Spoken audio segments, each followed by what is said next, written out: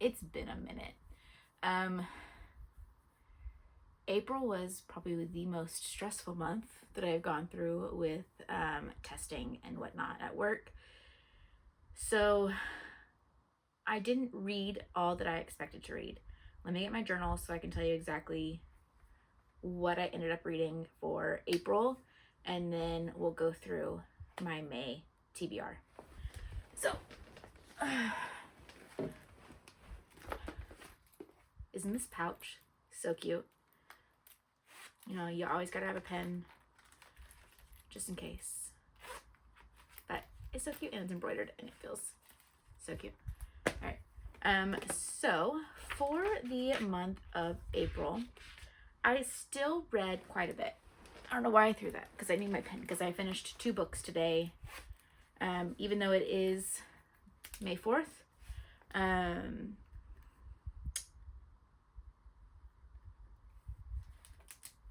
I just finished, like, I finally was able to sit down and just read. So we read 1, 2, 3, 4, 5, 6, 7, 8. We read 9 books off of our April TBR. Some of the books, no, I technically 10, because I DNF'd 1 book. So we read Mansfield Park by Jane Austen. I gave that a 3 out of 5. It just didn't hit as well as the others that she has written. We have Harry Potter and the Goblet of Fire. I really enjoyed that book. It really is starting to deviate from the movies, and I appreciate that. Like, I really like that. I read Secluded Cabin Sleep 6. I think I gave this a 4. Yeah, I gave it a 4 out of 5. The twists were actually twisting, and I really enjoyed it. It's a hot mess right now. But I really enjoyed it. I don't think I'm going to keep it on my shelves, just because mystery thrillers are not my, like, vibe, and I'm never going to, like, reread it. I will ask a friend who I know likes mystery thriller if they want it, but if not, then it'll go to the library. I finished Just Haven't Met You Yet. I just finished that today, like literally 30 minutes ago before filming. I gave that a 4 out of 5. I really enjoyed it. It was super cute. Almost a forced meet cute, if that makes sense. Like, she's trying to find out about, like, her family and, like, her history and all that, but, like, she goes to the place that her parents fell in love and whatever. It was cute. I finished the Dirty Air series by Lauren Asher. I've read Redeemed at the very beginning of the month. Really enjoyed it. I don't remember. I gave it a 3.5 out of 5. This one was a little bit too quick, I guess. I don't know. I enjoyed it. It wasn't oh no. I gave it a 4. The spice was a 3.5. Probably was actually lower, but you know, it's cute. I read Wrecked by Lauren Asher as well. So I read the last 2 books of the Dirty Air series at the beginning of April. I read Love on the Brain by Ali Hazelwood. Loved that book. What did I give that one? I gave it a 4.5 out of 5. I enjoyed it. This is why I write in my journal, because I will forget everything. Coda. No, sir.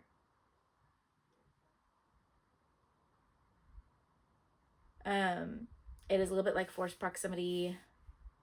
He's loved her pretty much forever. She thinks he's hated her forever. So it's really cute. I really loved Love Theoretically by her, and so Love on the Brain, a natural continuation. My nails for the month of April were based on the book Say You'll Remember Me. That was by Abby Jimenez. I gave it a 5 out of 5. It had me crying. Yes, there were some things in there that were a little bit cringy, but the storyline itself had me, like, gripped. I loved it. I've noticed that every book that I've gotten for like my nails has been a 5 out of 5. So I'm excited for the book that I'm going to have for May. We read The Forgotten Girls, that by Sarah Bidell. I enjoyed it. I'm keeping it. I'm pretty sure. Yeah. I think I'm yeah. Yes. I want to keep that one. I gave it a 4.5 out of 5. This is a mystery thriller, but it's one that I actually enjoy and like want to read more, you know. Enjoyed it a lot. Then I read half of A Lion Among Men, which is the third book of the Wicked series, but I DNF'd it. I just wasn't enjoying it. It wasn't my favorite. So I am going to be getting rid of that book. And I ended up, because I talked about, I think in one of my previous videos, I wasn't a huge fan of Son of a Witch. So I am going to end up getting rid of that book as well. I'm going to be keeping Wicked. I'm still going to give Out of Oz a second chance, or another chance, which is the last book of the series. So, yeah. So, my May TBR as it stands is 2, 3, 4, 5, 6, 7 books that are new to this month, as well as the 2 books that I did not finish in April. So I did not finish When the Moon Hatched or Emily Wilde's Encyclopedia of Fairies. I will be reading those. I want to read those. So those are going to go on to my April TBR. So it'll be 9 books scheduled for this month. It is the end of the school year. I probably should put the book that my students are reading, because we're doing a whole class novel of Fahrenheit 451. And we're about halfway, or just over halfway through. So I may add that, because I am reading it with the kids, rereading it. And so that'll bring us to 10 books, which I think is doable. These books are a little chunky, but I know that I can find the audio of some of them, like the Harry Potter book I can find on audio. I think I can find the V.E. Schwab book and the Jane Austen book.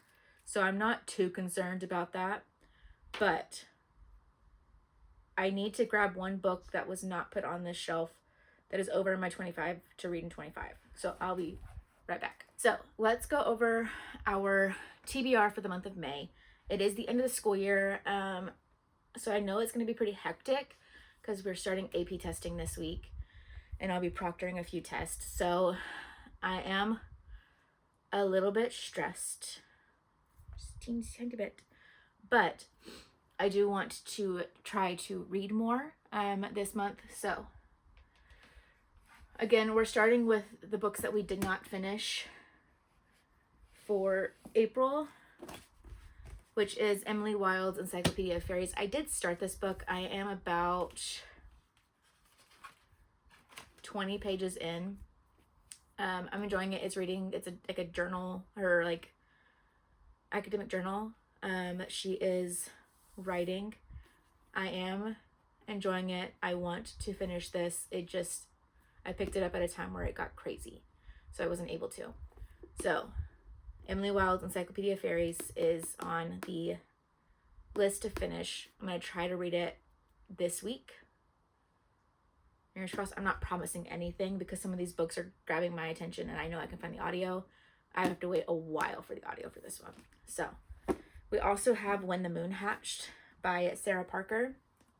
I have been told by multiple coworkers to read this book. I didn't even touch it. I haven't read much fantasy in a hot minute, but I want to get back into it. I've been reading a little bit more romances, things like that, but I want to finish some more fantasy novels. So this is number 1 of the Moonfall series. I don't know if the next book is out yet, but the inside art for this, I got, I guess, a special edition, but it's just so pretty. A little dragon. And then, of course, the light blue sprayed edges are everything. Let's see, is there anything different in the back, or is it the same picture? It's the same picture on the back. But it is really cute. I am looking forward to reading this. An assassin for the rebellion group. Oh, we're following an assassin. I'm thinking this is going to be a little bit of an enemies. Oh, wow, enemies to lovers. I'm out of it today. But these are two that we have from April that I need to finish, along with the books that we're going to go over. So I'm going to put these to the side because they are part of technically a separate TBR. But I'm going to finish them. Okay. So let's just do a little quick run through of what we are going to be reading.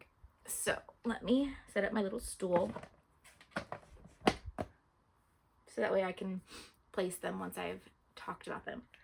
So I read, I think in January, book 1 of the, what is the series called? What is the series called? I can't remember what the series is called. But it says this will be book 2.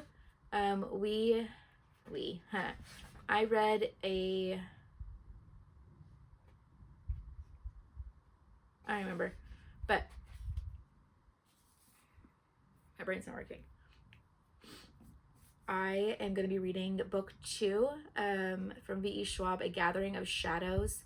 I enjoyed the first book. I can't remember what I gave it, but I know that I can get the audio for this.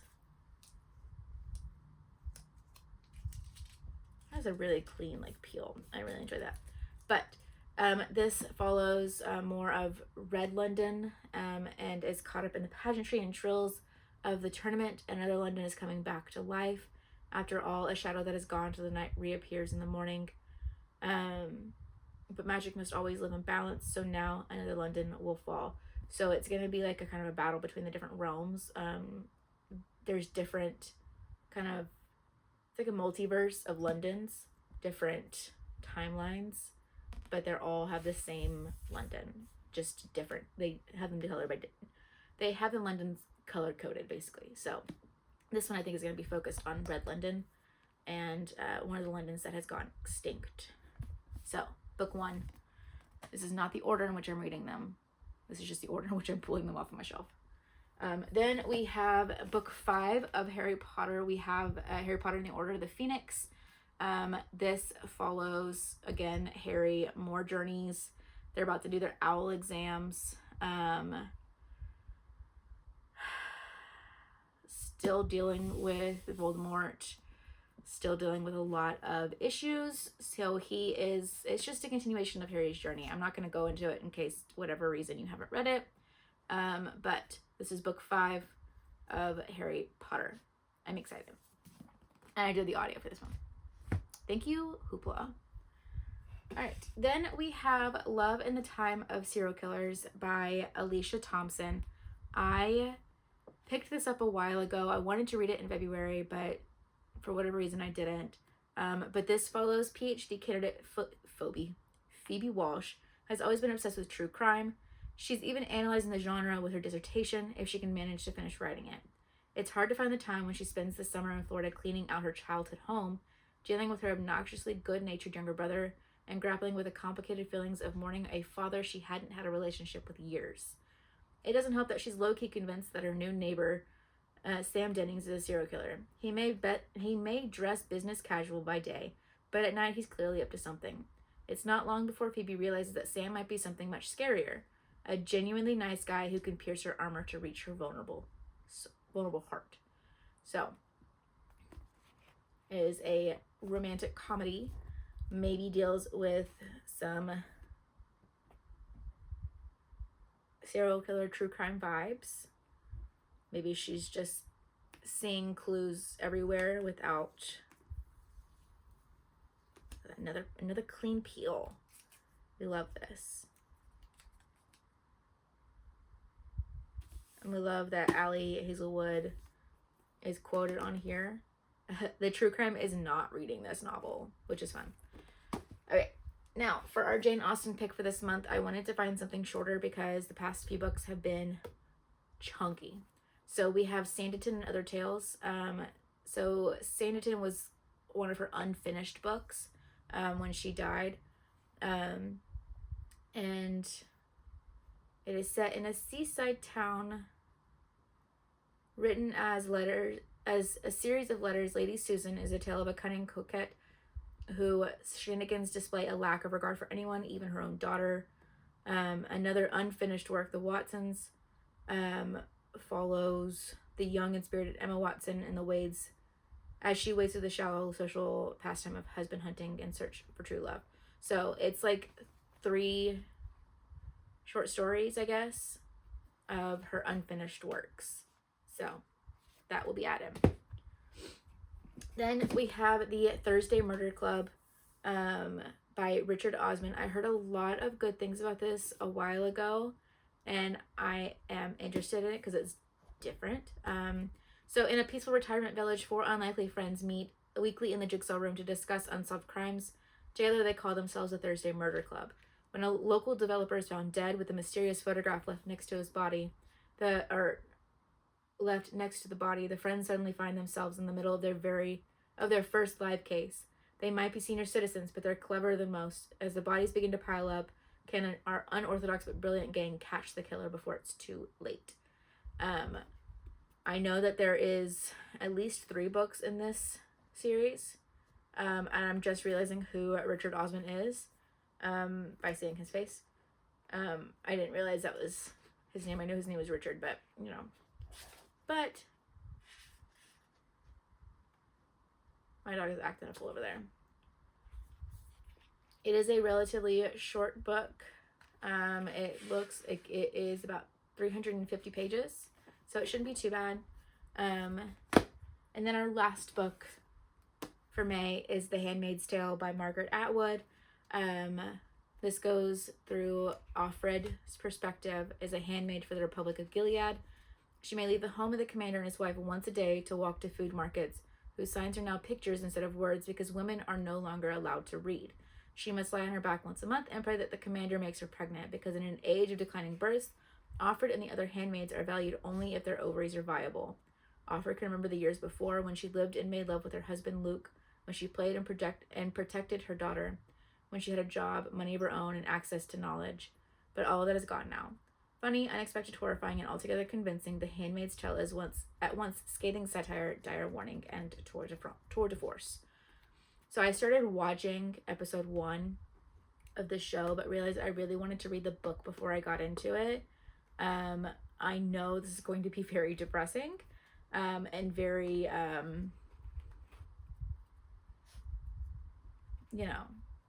whatever. But it is pretty short. It's only like 300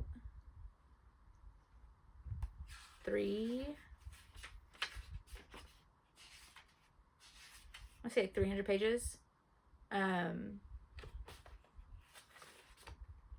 Yeah.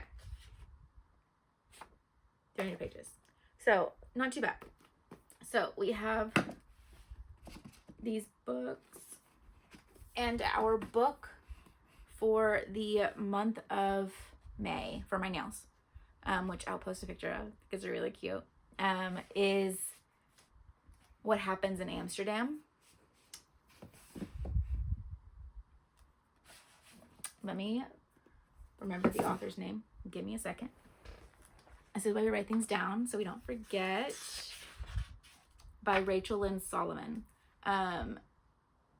I can't remember off the top of my head what this is about, but I know it comes out pretty early on in May, so I'm going to be pre-ordering it to have it here. But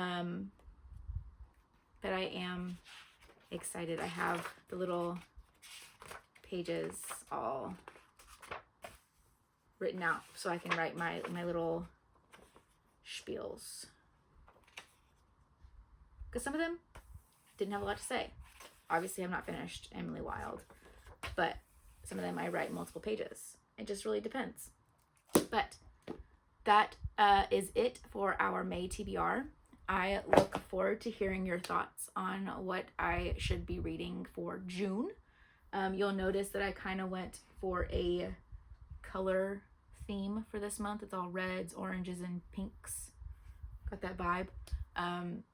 But yeah, I'm excited to read them. I'm looking forward to reading these books, and that's a good sign. But yeah, I will see y'all later. Bye.